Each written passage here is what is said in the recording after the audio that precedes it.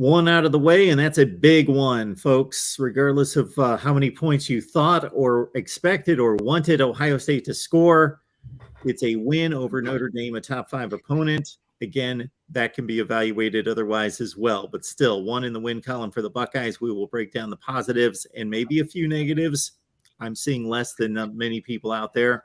Buckeyes win over Notre Dame. It's Arkansas State at the Shoe this week. Buckeyes live here at the Voice of College Football, courtesy at the top, Kevin Noon, Buckeye Huddle at the bottom, Tony Gerdeman, Buckeye Huddle. Right there in the middle, we got Steve Hellwagon from 247 Sports, Buckeye Buck Nuts. Guys, how we doing today? Doing well. Good. Steve, for anybody who watches all my stuff here, first of all, thank you if you watch all my stuff here. I've said this about 18 times, it seems, but I'll say it one more time, as concise as possible. I know there were Buckeye fans all over the place, like in surveying the score predictions before this game, that, 52, 45 and all that.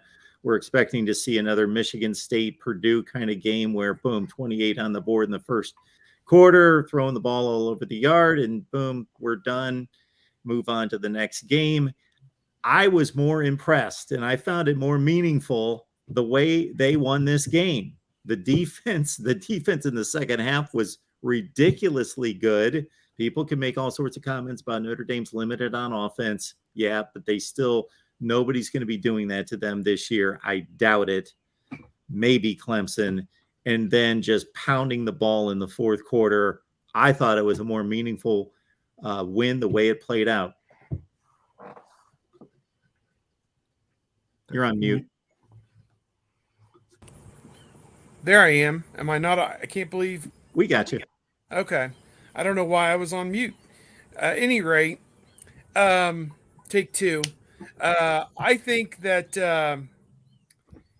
there's different ways you look at this. I think this is a game that's going to benefit them down the stretch, later on, say in a couple of weeks when they play Wisconsin, down the line at Michigan State could be a close game. Michigan at the end, whoever they play after that. Now they've been in a close game and they understand what it takes to pull through and win that game.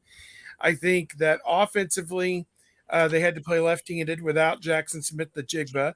They were never able to take the top fully off the defense and hit a deep ball, which changes everything. They had problems establishing the run for the first 2.5 quarters until finally they were able to break through and pick up rushing yards in 7 and 10-yard chunks. And then defensively, to hold Notre Dame to 10 points and like 260 yards, something like that, like 12 first downs, whatever all the exact numbers were. Very impressive. But I like Notre Dame's quarterback. I like the tight end Mayer. I like their offensive line. But I didn't see a lot of playmakers at running back and wide receiver. And I question whether Notre Dame will be able to average even 30 points a game this year unless they go off completely against UNLV or Marshall or, one of those other lower teams that they're going to play. But so take it all with a grain of salt. I think the end result is just fine, 21-10. Their 5th straight double-digit win over Notre Dame in that series. Have now won the last 5 by an average of 15 points a game. So that's pretty good. They don't have a Notre Dame problem, and they really haven't since 1936. So that's good. That serves them well on a lot of different levels. This was an event above many others, I'll say that. We were getting intelligence that the garages in and around campus were full at 3 p.m., and there was just nowhere for people arriving late if you didn't have a parking pass to park. So a lot of people came down to campus to be a part of the scene, and the Buckeyes won the game. So that's a good thing. Yeah, I mean, it was, quite the spectacle. And, I'll throw this out there. How many people, when it was 10-7 at half, Notre Dame thought that Ohio State was going to lose this game? I've talked to a lot of people informally, and I think it just seemed like it was a matter of when Ohio State was going to be able to turn it on. And, you look at Notre Dame's big plays, and you had the missed tackle on the first drive, and Ohio State ends up holding Notre Dame to 3. You have the tipped pass where the walk-on for Notre Dame, tipped it to himself, as I believe it was Denzel Burke tried in vain to knock it away from him.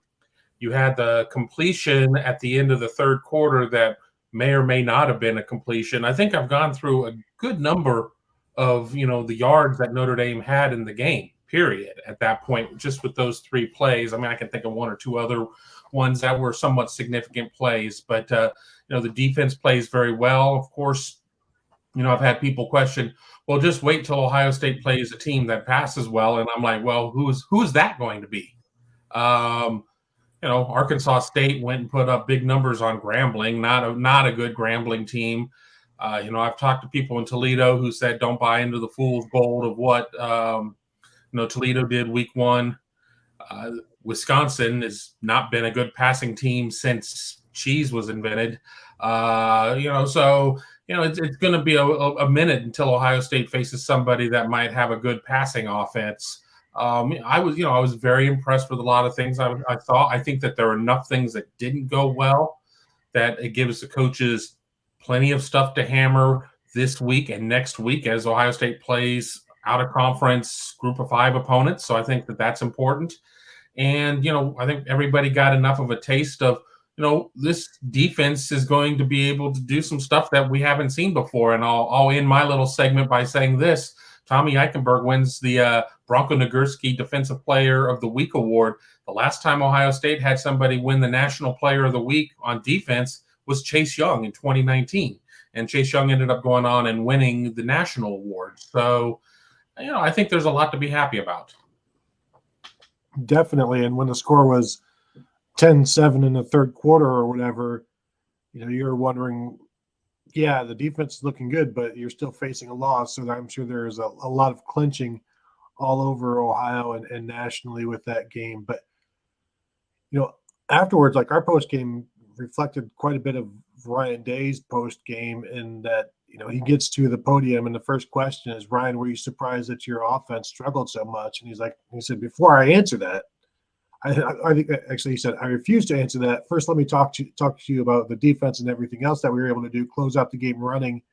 And then he came back, he's like, and now to answer your first question, yeah, it's a little surprising, but also they know that the passing game will fix itself. They were without 2 of their top 4 receivers. So, generally when that happens, unlike, except for maybe the Rose Bowl last year, it becomes noticeable, but not having Jackson out there just changed so many different things that they were going to do. It moved to Mecca inside and, you adjust on the fly. And I think the one thing that I keep going back to is what the defensive coaches have been saying and what Ryan Day has been saying.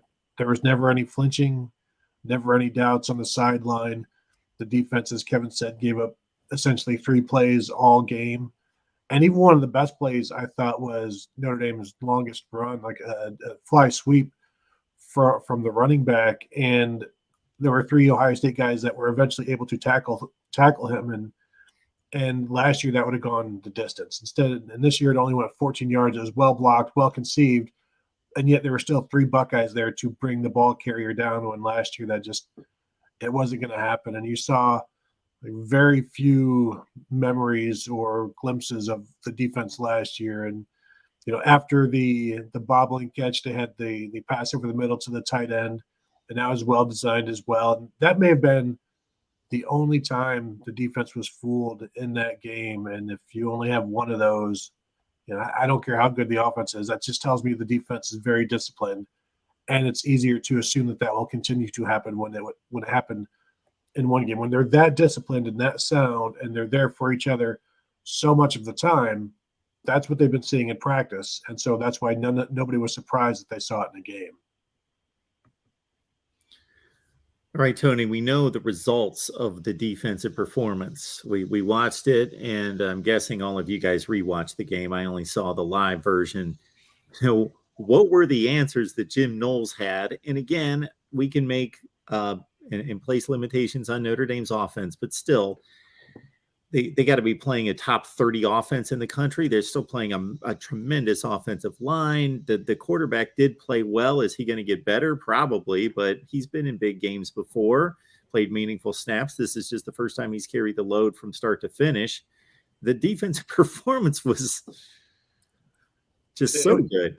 And it was. And one of the things that Perry Aliano, the safeties coach, said yesterday is that he was proud of his safeties because they stayed in the entire game. Like we this is one of those games that we pointed to early, in the preseason, in the summer, in the spring. Like, well, they need to play 3 linebackers against Notre Dame, a physical offense. You can't just play 3 safeties and 2 linebackers and expect to stop the run. And they played 3 safeties. They stayed in the nickel all game long. And that defense was a fast defense, and it helps to have more speed out there. That helps against the read option. They kept Tyler Buckner pretty well contained in that. I think he had like 1 run that broke free, but I just the way they were spread out and able to tackle, and then they had answers. They had help. Everybody had a little bit of help, and they played like there was more than 11 guys out there. I think on one play there actually was more than 11 guys. I think they had 12 guys on one of the goal line plays, but other plays they only had 11, but they played like 12 or 13. And I think that's maybe the best thing you can say about this defense is they were fast and they were everywhere. It didn't look like they had to spend a lot of time trying to diagnose and think about, all right, what are my responsibilities? What is it that I'm supposed to be doing out here? It was a lot more of them being able to just get out there and play ball. It was a case of, okay, they stayed in the 4-2-5, but it wasn't like everybody was able to just predict, okay, this is what they're going to do. People in the stands, people on Notre Dame side, they were able to bring pressure. Tommy Eichenberg had a big sack of where he kind of curled in and was, nobody picked him up at that point. They were getting stuff out of guys that maybe had opportunities previously. Mike Hall had a tremendous game. Yep, I was very impressed overall defensively.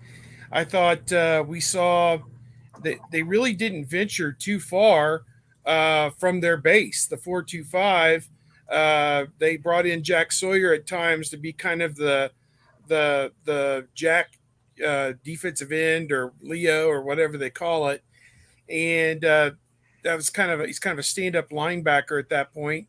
So you'd say almost a 3-3-5, but whatever. I don't think you can put this defense in a box and declare it that it's this or it's that or it's anything. It's whatever they need to do on that given day, on that given down and distance against that opponent and that personnel grouping. I think that's what Jim Knowles has shown, is that he will tailor it to fit whatever it is they're going against and have a reason for what they're doing and execute it. I think we did see that they took some risks, as we saw, brought the corner blitz on the first play.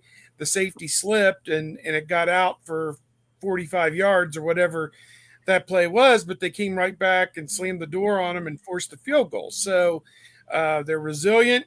They were running to the ball, 2 and 3 guys swarming to the ball. Last year, you would have one guy at the ball and he would struggle. And if he didn't make the tackle, then it was a 15, 20-yard play. Well, that wasn't really the case on Saturday. So part of it, as I've continued to attribute, is the fact that they are a year older, year wiser, year smarter, year faster, year stronger for a lot of these guys. I think that was really borne out in this game, that we saw the combination of a very good scheme to go along with improved personnel. And I think the result was very impressive, I thought. Before we get to comments and questions in the live chat, I want to hit on 2 facets of this game. And folks, leave your comments and questions, of course. I hope everybody appreciates what we have here. We got Kevin, we got Tony, we got Steve every week for an hour plus. They deliver. So just keep that in mind and consider like the video and other ways, super chat and so forth, that you can contribute. All right. So before I get to a possible negative, I'm going to bring up a positive that could also be, I don't know if it's a dilemma, but Mayan Williams, Travion Henderson. Travion Henderson's the 1. Mayan Williams is the 2. I expected going through the season, maybe a 75-25 split in carries. I don't know. Maybe considering what they need and Mayan Williams has this reputation of being this bowling ball, of course, and he's Travion Henderson is the explosive one. I don't know, based on what this team needs, if there's that much difference from the athleticism standpoint. I know that there is, but Tony, could this be an interesting dynamic going forward?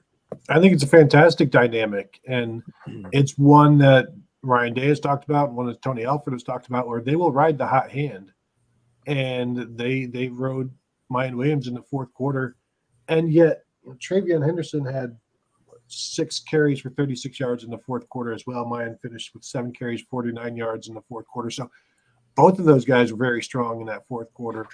And they both, Mayan had 14 carries, Travion had 15. Like, I think that worked perfectly. And I think when they're both engaged and being used like that, they both stay in the game. You don't have one getting upset. Not that necessarily anybody would, but if you have a situation where, like last year, Travion Henderson gets like 26 carries and Mayan Williams gets 1 or 2, it's not great for the running backs. It's not great for the locker room. And yet there may be games where nobody is stopping Travion Henderson or nobody is stopping Mayan Williams. So somebody's going to end up with 12 or 15 more carries than the next guy. But the way they did it in this one, and it wasn't, I don't even know if it was an every series thing. Like back in 2018 when it was J.K. Dobbins and Mike Weber, it seemed more, stilted, stunted, more robotic. And this, it may have been every other series. I don't even know, because it all seems so fluid and it worked so well when they were being used. First half, whatever, they just didn't run the ball much in that first half. But I thought the way they were using this one, really, really well. And the way that Travion Henderson sees Mayan Williams run and then does some of that same stuff on his last few carries, these guys drive each other. I think it's fantastic for the team. Kevin? Yeah, I think that it's good having, 2 backs that can carry the mail at any point. And as Tony had said, there are going to be games where one might be the hot hand versus the other. And in this one, it was 15 and 14 carries. The yardage was very similar in terms of what each of them had. So, I don't look at it as a 1-2. It's a 1 and 1A or however you want to kind of view it. They each have different skill sets of what they're capable of doing, but there is a pretty good overlap there. And you sit there, and if they have to get into ground and pound for a while, I mean, they were punishing. If you go back and you look at some of the all-22 from the game, they were punishing the Notre Dame defenders. And, guys, I'm not saying Notre Dame guys were necessarily making a business decision of being like, all right, I'm sick of getting hit, but they were probably getting sick of running into these 2 guys. So, I think it's a good problem to have. I think if you can find a way to kind of equate over the long term, you can't look at it in the, by quarter or by game and say, well, this guy had 3 more carries than me. I mean, I don't think either of them are going to be super selfish like that. But I think, finding a way to equate it is going to be ultimately in the best interest of the success of this team. I was asked about it in my chat this morning that I did on Bucknuts, and my reply was, I don't care what the ratio is from one to the other. All that matters is that you win the game.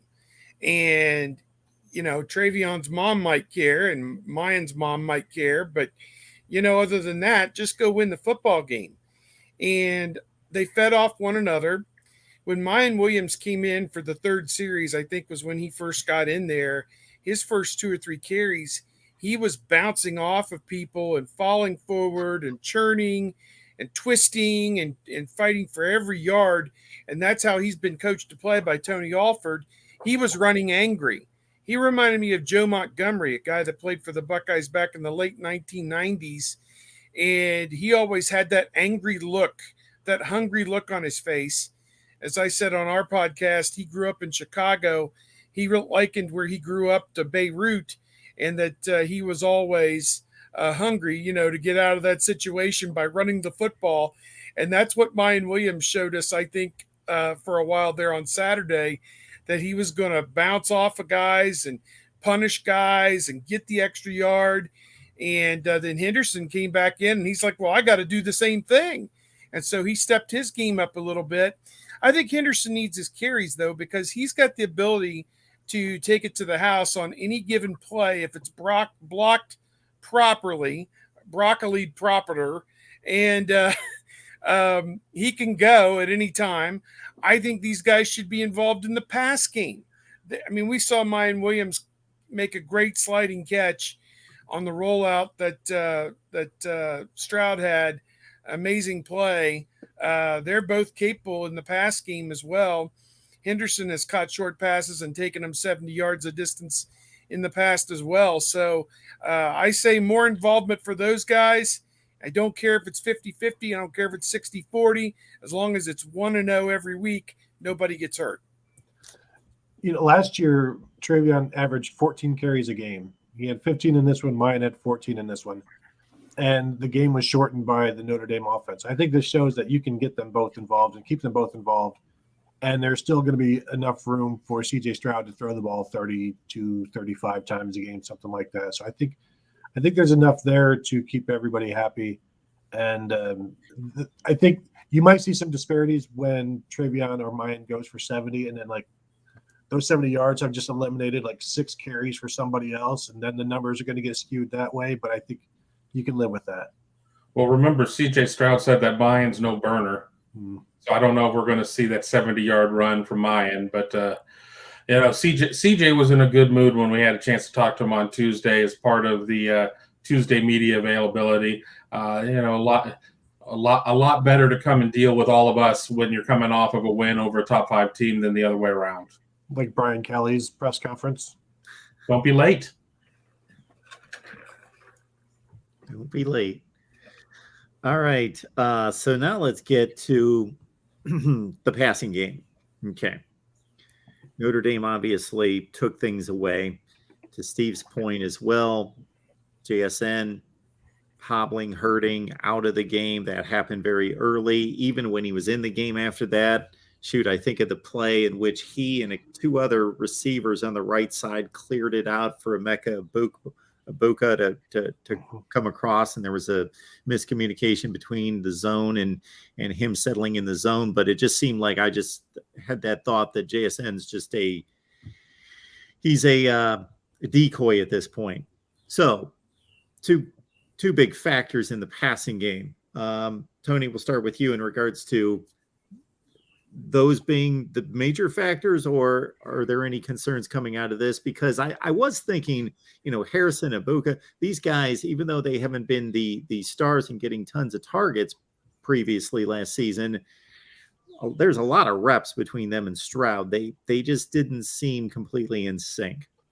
Yeah, I think just the field awareness was different, and it had to be more exact because you didn't have Jackson Smith-Njigba out there creating gravity of his own and drawing defense. And so there are more eyes on the other guys. And what CJ Stroud said, it's, first game, this isn't abnormal for your first game of the season to be off a little bit. And we saw that last year with CJ where he was off a little bit. And yet we're talking about they weren't on the same page, and yet he still completed 71% of his passes.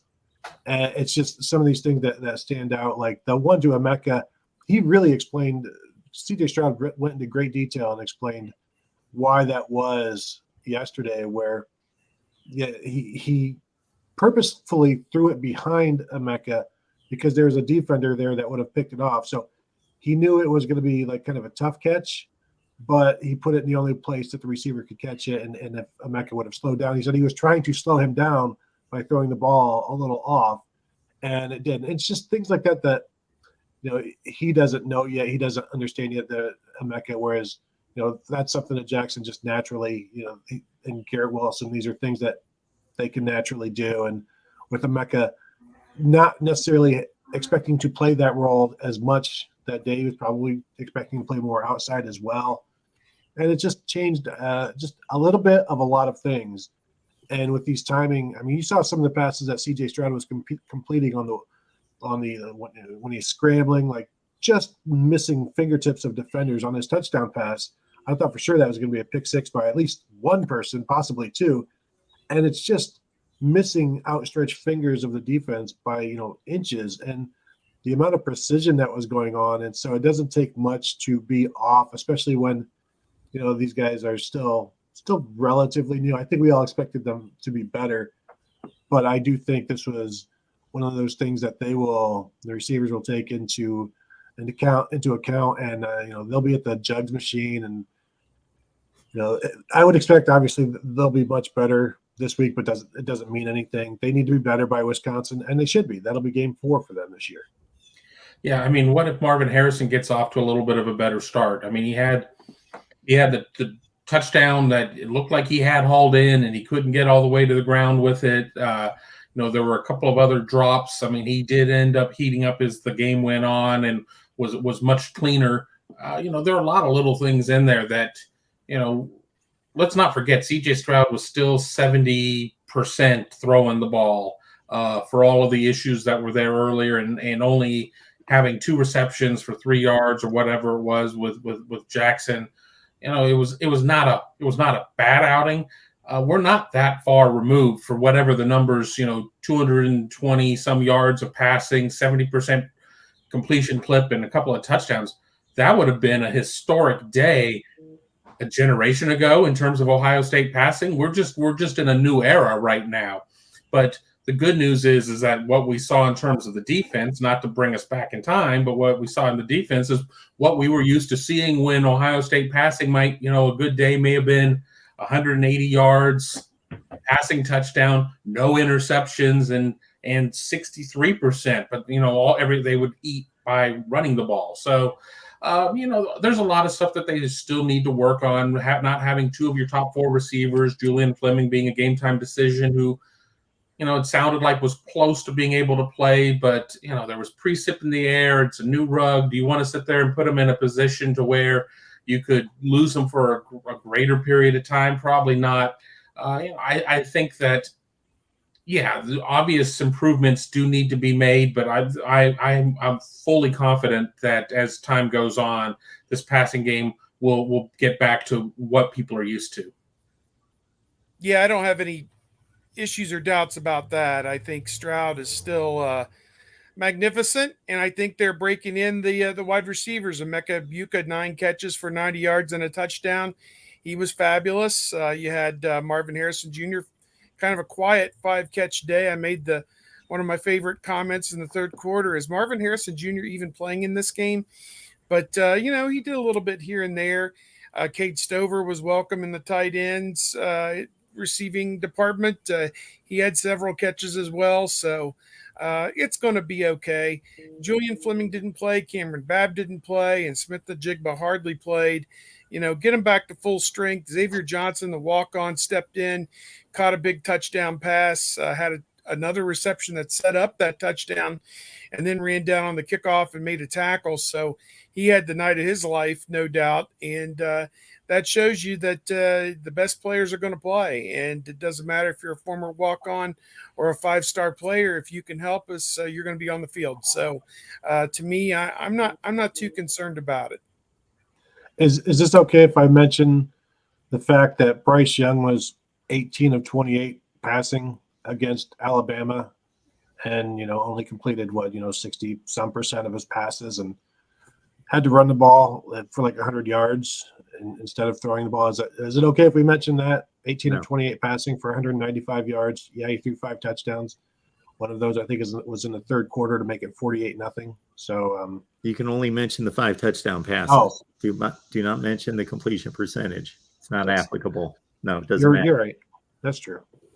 When he hits on 21 of 25 next week, you can mention that. Perfect. Sue, it's good to see you. Thanks for being here. Do you guys think our cornerbacks played up to expectations? I know there aren't a ton of throws to judge that on.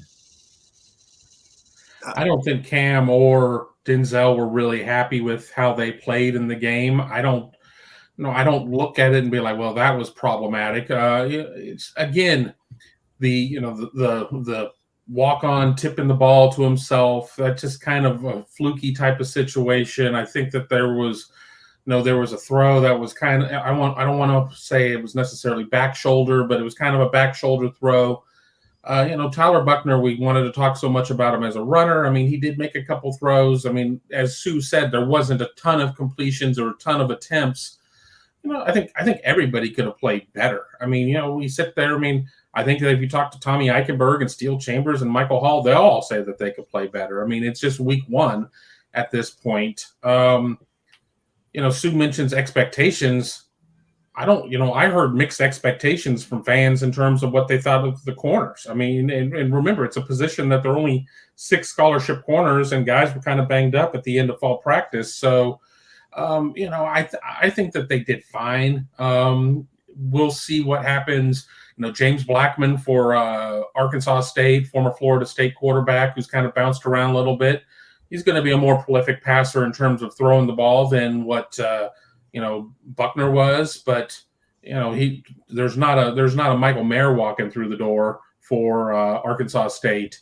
So it'll be interesting, but I don't have any reason to sit there and say that the corners were significantly below what I expected. If you would have told me yardage numbers and everything else, and that Ohio State would only give up one touchdown on defense against Notre Dame, I've been like, well, I think everybody's going to be walking out of this one with sore arms, slapping each other on the back.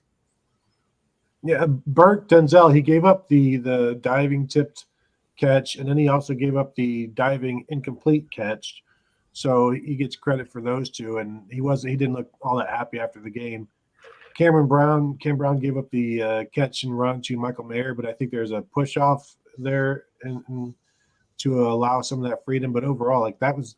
And I don't know who was responsible for the catch on the tight end down the seam over the middle with a fake toss to the left. And, Cameron Brown was in the area, so there were some safeties, so there were some linebackers. I don't know whose responsibility was what, but really those are the only 4 plays that the corners or the pass defense gave up. So I know they didn't play well enough to be happy, so people should be happy with that. They're going to come back even more determined. It'll be interesting to see how this competitive stamina that Ryan Day keeps talking about plays out on Saturday when the Buckeyes know they're going to win by whatever they want to win by, and the corners are probably pretty angry about some things that happened against Notre Dame and what that means for the Red Wolves and their passing game on Saturday.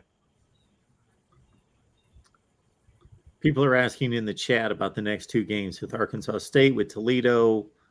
What's your best guess on approach in regards to other players we're going to see, how they're going to, again, approach the next 2 weeks? I think what Ryan Day and even Urban Meyer before that showed was you want to get up by as much as you can in these guarantee games as quickly as you can. If it's 31-0, 38-0 at halftime, whatever it might be, if you can.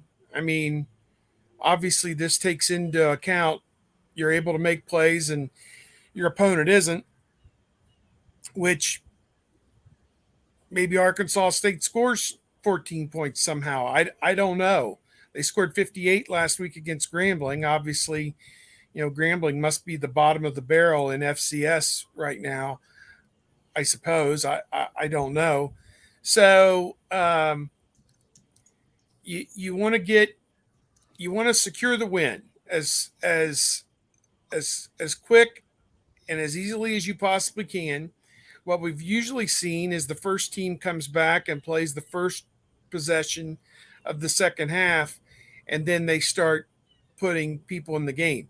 They did not put a lot of backups in the game. The offensive line played almost the entire game, except for 3 snaps by Matthew Jones late in the game when he got hurt. The cornerbacks played almost every snap. Tommy Eichenberg played every snap at linebacker. So there were some positions where guys played the entire game or close to it. And I think what you'd like to see this week is a chance to get a lot of the 2s, some work, maybe even a full quarter of work, to where you can even get a few of the 3s in at the very, very, very tip-top end of the game. And to my recollection, I could be wrong, I don't know if any of the true freshmen got to play, maybe on special teams. I didn't seem to notice it. It seemed like a lot of frontline guys were playing on special teams, and that was because they were playing Notre Dame. They were playing a top 5 team, And I think they made the business decision that for this game, it's upperclassmen only. Everyone else just take a seat and watch the older guys win this one. And they weren't going to put a freshman into a situation in a game that person could cost them the chance to win the game. So they went with the reliable hands pretty much across the board. Well, now, all things being equal, 43-point favorite, you ought to be able to get maybe 70 or 75 of the scholarship players into this game if it goes according to plan.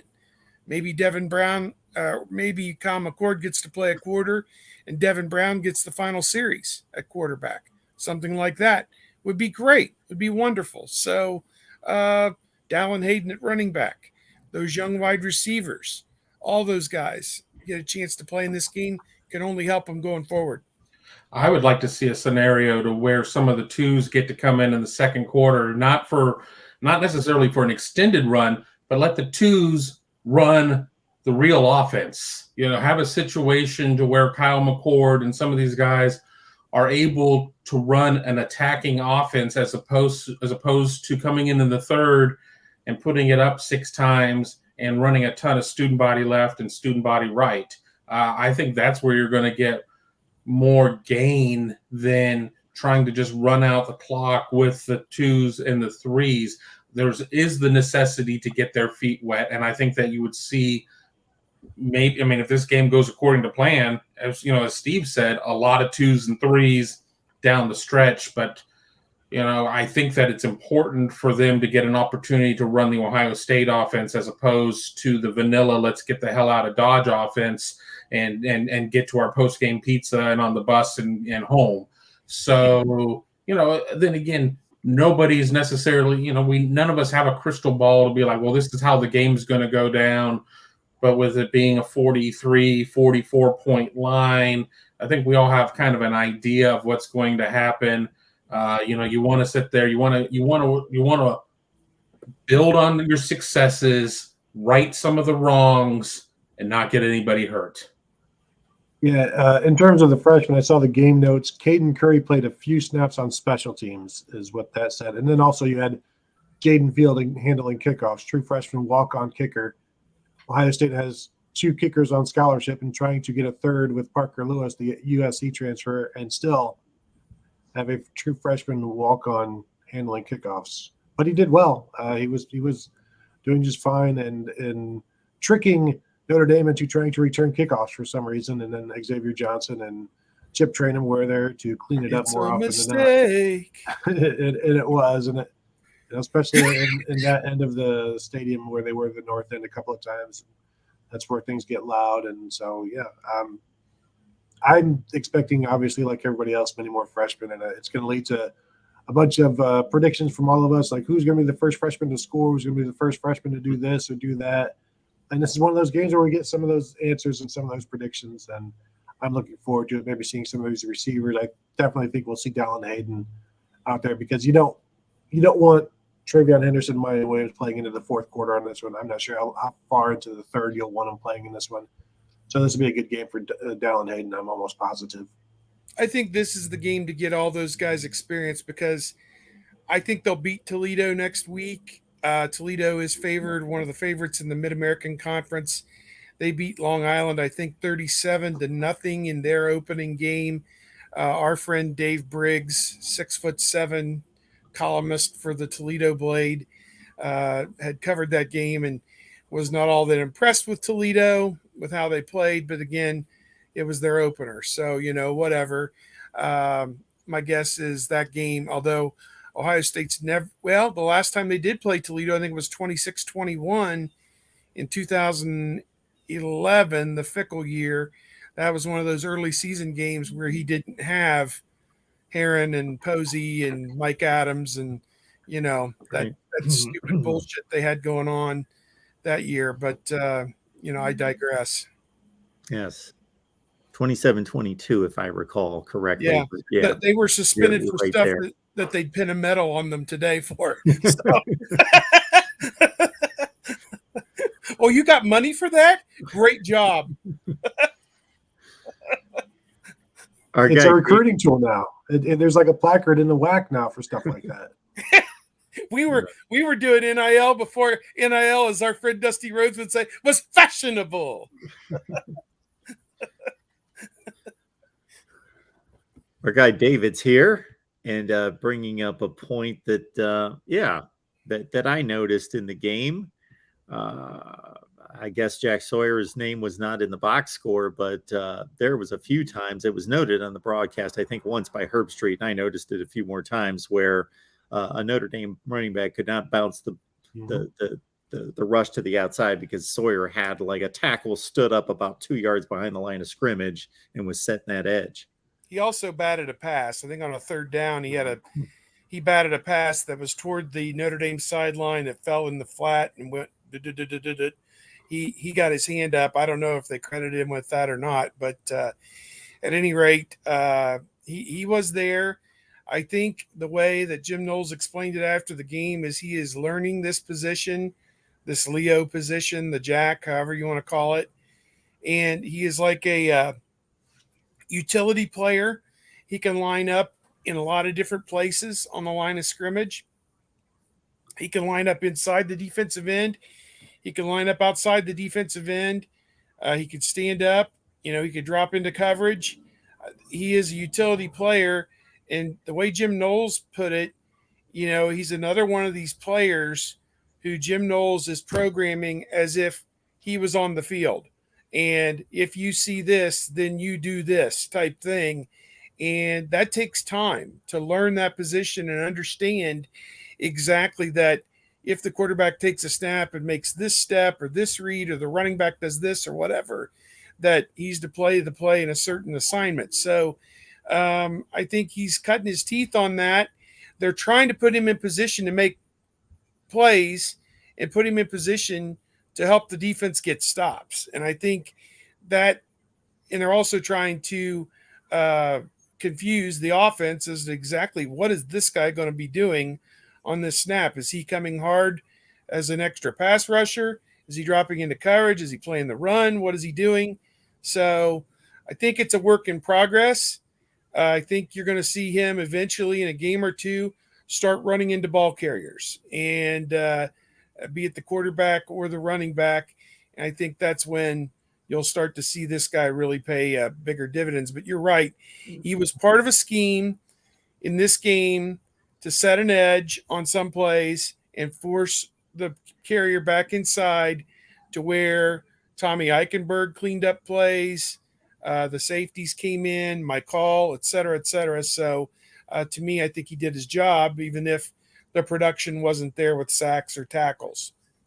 Yeah, for somebody who didn't record a stat according to the post-game game book, he was one of the more active players to ever be there. And let's not forget, Notre Dame only had 48 offensive plays. So we're looking at a pretty small sample size of plays that defensive players could have been out there doing anything.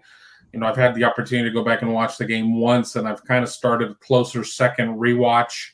I saw plenty of 33 out there doing things. I mean, obviously, we're going to sit there. Your eye's going to be drawn to 51 with Mike Hall, and JT Tuamolo out 44 did a lot, and Ronnie Hickman. But I think that Jack Sawyer, as he learns this position, because he's filled out. I mean, when year one, he's a big dude, and you can tell he's obviously a football player. But when you see him walking through the Woody Hayes facility now, I mean, he's a lot different in terms of his build. And I think that as soon as everything kind of gets put together, he's going to be a problem. Yeah, and he's versatile because they used him all over the defensive line, as you guys are saying. At times, he basically becomes a three tech, standing behind the defensive line and sneaking up on it. Then you have him as that strong side to set the edge. You've got him as the weak side pass rusher.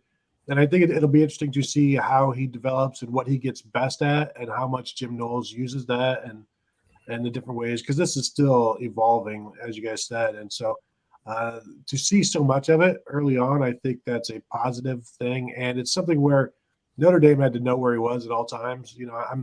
it's going to be one of those things where a quarterback is pointing out the mic and pretty soon also going to have to point out the Jack or the Leo, like just make sure everybody knows where he is, because there's a reason he's there. And there was one where he just attacked the line and freed up JT. And so like there's purposes for everything he's doing. So if you're not paying attention to him, then, you're doing it wrong. And so it's going to be fun to see what he does moving forward. Do they need to do it more this week? I don't know. And I don't know that you call off the dogs or anything. You're still treating these as games where guys get better and guys improve, not necessarily practices, but $1.8 million pay for practices, basically. Sue Beyond Chic, thank you so much for the contribution. Appreciate that. I don't see an offense on the schedule that could challenge our defense and prepare us for the likes of Alabama. Do you? Did you not check out the Iowa game? You may want to check out the Iowa offense. It was. I mean, Maryland, in terms of a passing offense, I guess, getting back to an earlier point, and I was reading in the comments, somebody brought up Maryland. They can throw the ball around a little bit. The question is, can they run? Certainly, my memory goes back to one of my last visits to Capital One Stadium. They were able to run and then some against Ohio State, but didn't necessarily. That was when they were going through their run of playing 4 or 5 quarterbacks a year because they couldn't keep anybody healthy. But, I think that Maryland offense is going to be interesting to watch in terms of what it's going to be able to do. You have Demas and you have Jarrett at wide receiver, and then obviously Tunga Vailoa at quarterback. I think it'll be something that, no, it's not Alabama, but what is? It's like, how do you get prepared for Alabama short of scheduling them? There's not really a good substitute out there that's going to get you ready for that. But I agree with the comment that the poster made with SU Beyond Chic saying, what's going to get you ready for it. There are a lot of offenses in the Big Ten that are not necessarily, breaking the meters. Yeah, it's not the offense on the schedule. It's the offense they see every day in practice. Yeah, that's going to be the one that prepares them the best for Alabama.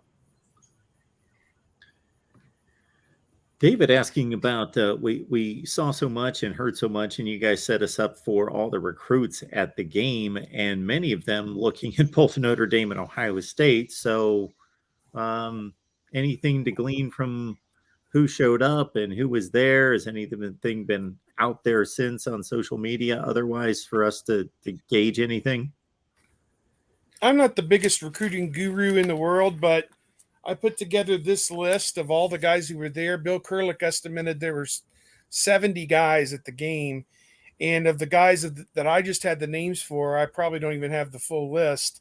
20 of them are national top 100 players between the 2023 class. There were 7 of those. 11 from the top 100 in the 2024 class, including, get a load of this, 6 of the top 10 in the 24/7 composite nationally. 6 of the top 10 players in the country. I've never heard of even like the opening or something like where you had that much talent assembled at one spot at one time. And then 2025, there were 4 national top 100 players from the 2025 class also there. So many big names, a lot of the Ohio State commitments, 3 guys on official visits: Keon Keeley, the defensive end from Georgia, defensive end Damon Wilson, also from Georgia. I think they came away from the weekend hoping that he might be the one that's closest to making a commitment to Ohio State, the number 32 player overall. And then the 3rd official visit was Cedric Hawkins, a defensive back from Florida, who'd already committed to Ohio State. Again, so many guys from 2024, including Dylan Raiola, the top overall prospect in the country from Chandler, Arizona, quarterback committed to Ohio State. So many others. We have an update on JoJo Trader, a wide receiver from Florida, the number 3 player in the country in the 2024 class. KJ Bolden, defensive back from Georgia, number 4 player in the class. like the state of Georgia, for instance, emptied out for this game and came to Columbus to see this. They've got guys from California. They had 5 or 6 guys from California. Did they not even start the season in California till next week or something? I'm like, this is incredible. Just all the talent that they had. But, you know, Ohio State, Notre Dame, and LeBron James, you put them all in one stadium and everybody wants to be there. It's, here's the thing is your 2023 guys, we're already to September.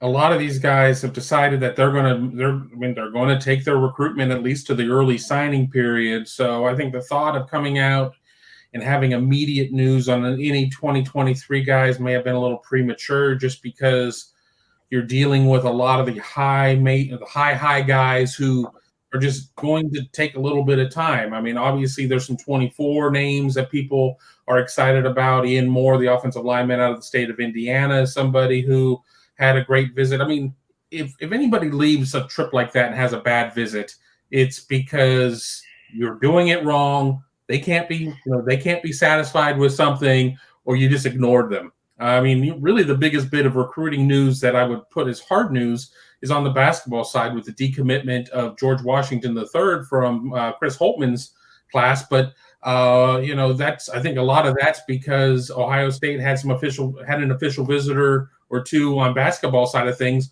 Bronny James being one of them, LeBron's son, but also Tyson Chapman, who is somebody who I think could commit to Ohio State. I think he's a top 35 kid in the 247 rankings in his class.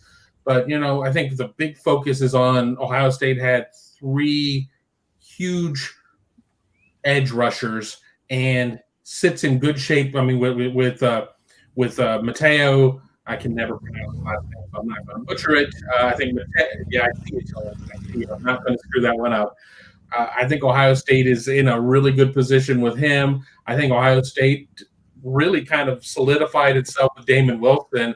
And then, of course, Keon Keeley, it's going to be hard to beat Bama there, but Ohio State took its best shot, and I think it was a really good shot. So, give it coming days and weeks. I mean, Ohio State was able to take its shot. There's going to be, there'll be other visits along the way. And, I think we'll have plenty to be talking about leading up to the December signing period. I will add on BuckeyeHuddle.com on our board there. Mark Givler and Alex Kleitman both had detailed updates about the weekend, and Alex also had like 36 reactions from recruits who were there as well. So you can find that at BuckeyeHuddle.com. Sorry for selling. DeJuan Jones had a rough night, right? And I hate to magnify when it's a couple penalties, and then obviously he's an offensive lineman, so he might be doing his job the rest of the game. But man, it just we're going through the motions there. The officials, it almost became automatic. I don't think the line had a holding penalty. There was an illegal block on Travion Henderson who dove at a blitzer's legs, and they called that as a chop block, I believe. I don't think anybody on the offensive line had a holding penalty. He had 3 false starts. I'm not sure if there was anything else on the offensive line penalty-wise. Jackson had a flag too. Who did? I think Donovan Jackson had a flag too. What was it for? Do you remember? Was it a false start? Going through this earlier today mentally, I didn't get the game book out, but I just seem to remember 74 getting for something. But Notre Dame's defensive lineman Howard Cross III on the first or second series seemed to squirt right on by Donovan Jackson, kind of his welcome to the big leagues moment, Rook. And he got the only sack of the game. But after that, and really I thought one of the reasons Stroud was off kilter was the pass protection was a little spotty, I thought, till about the middle of the third quarter. And then they seemed to kind of get their feet under him a little bit.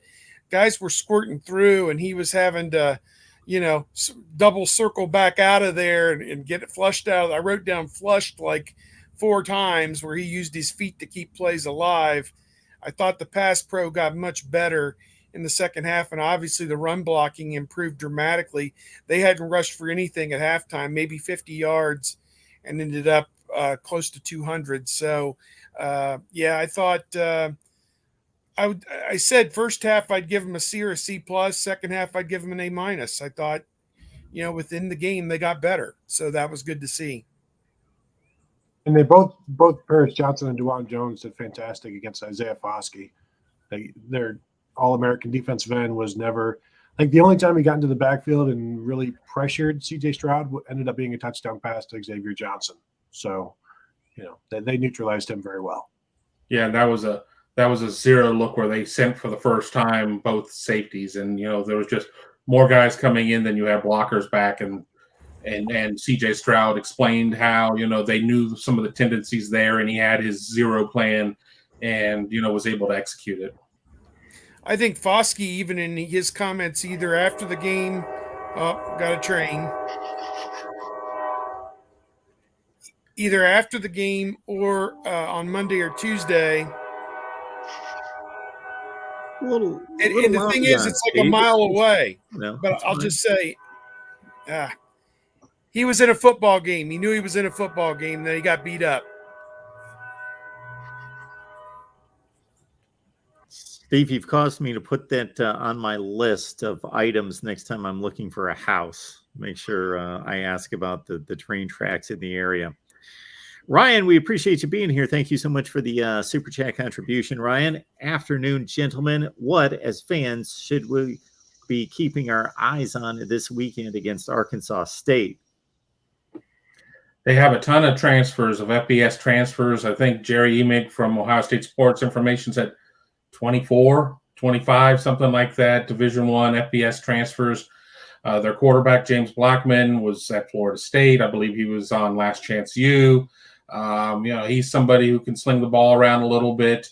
They have a couple of transfer running backs, including Brian Sneed, who was formerly at Ohio State. I think their other back is I think he was at Iowa State, if I remember right. I just posted Tail of the Tape over at Buckeye Huddle, where I kind of go through and look at the roster. Their defensive ends are smallish. One's like 240, one's like 220. Their offensive line is not overly big. Their center is 6'2", 280. I think that, he's going to have his hands full with Michael Hall and some guys like that.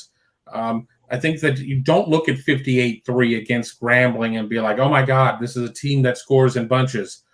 Eddie Robinson is not walking through that door right now at Grambling. The program has had some issues here in past years.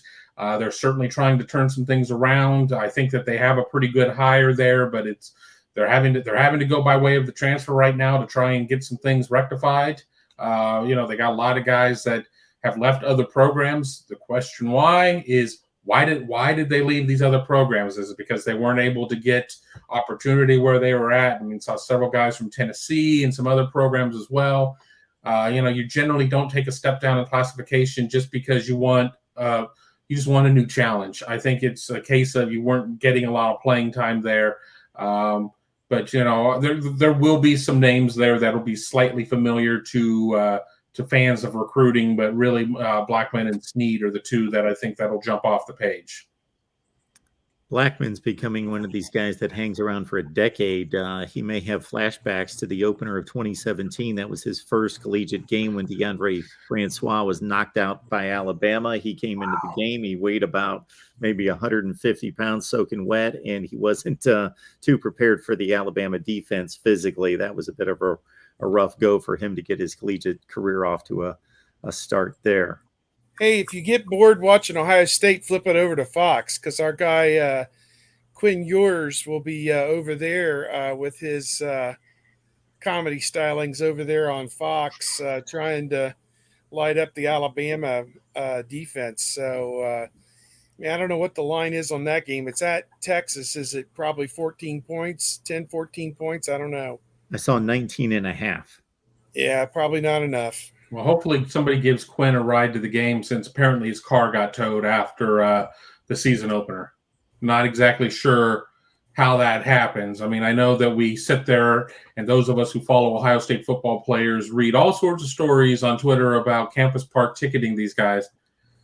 If you're getting towed, I mean, either he must park next to a hydrant, or I don't know. I don't know how you do that at that point. But fortunately for Quinn and his holy kombucha money, he probably just went out and bought another car. The line is up to 20 now, so it continues to grow. We'll see where it is on Saturday. Yeah, I don't think that'll sway me. Kevin, let's start with you. We want to make sure everyone knows where to find you. Yeah, you can find me over at BuckeyeHuddle.com. As I said, I just pushed out the Tail of the Tape feature for the week with Arkansas State. You can also find me on the Big Me Kickoff podcast over at the Buckeye Huddle YouTube page and all your favorite podcasting outlets. And, of course, you can find me at Twitter at Kevin_Noon. Tony. You can also find me at BuckeyeHuddle.com.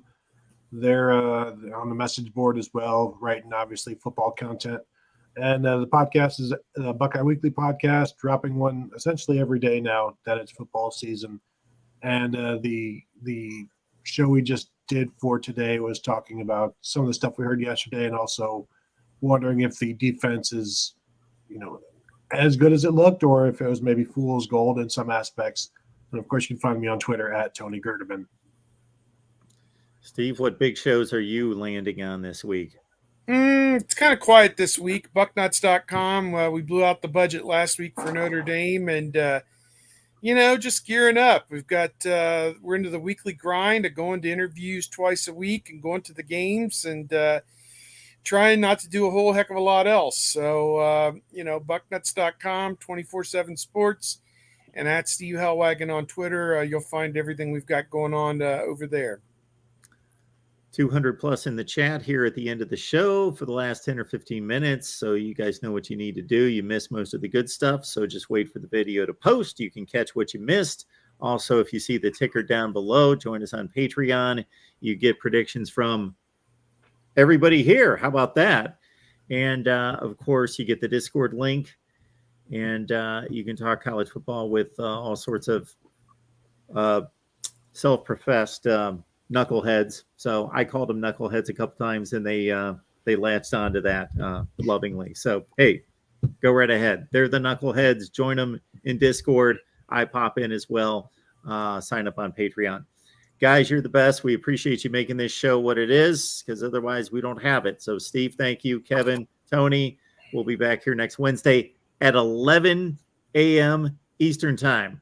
At 11 o'clock, bright and early, 11 a.m. next Wednesday.